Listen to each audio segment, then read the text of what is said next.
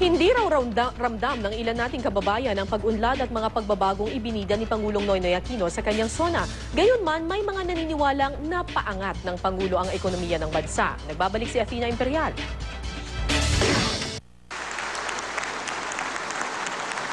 Bago pa man nagsimula ang SONA ni Pinoy, sinalubong na siya ng masigabong palakpakan ng mga mambabatas.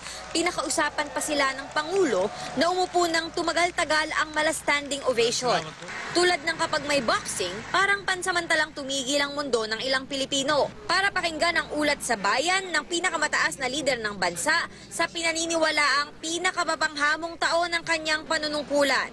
Ang mga tao sa karenderyang ito sa Quezon City tumutok sa talumpati ng Pangulo. Pero kung may ilang sumubaybay, may ilang dedma. Nasasawa na ako. Bakit? Ba't kayo nasasawa? Ayaw ko nang marinig yung mga hindi naman magandang nangyayari.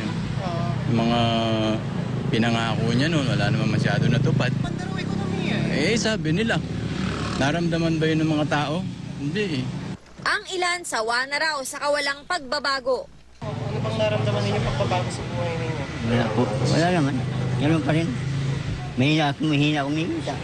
Ayon sa isang eksperto, hindi na raw nakapagtatakang may ilan pa ring di kumbinsido sa pag-unlad na ibinibida ni Pangulong Aquino taon-taon. Lumalabas na all the way from his first SONA, lalo na ngayon, na hindi grounded talaga sa grassroots realities yung SONA. Pero para sa ilan nating kababayan, di raw may kakailang bumuti naman ang lagay ng ating ekonomiya sa ilalim ng pamumuno ni Pangulong Aquino. Sa ekonomiya siguro medyo tumaas tayo. Okay naman. Pero yung mga ibang aspeto, hindi pa siguro niya natatapos. Athena Imperial, GMA News.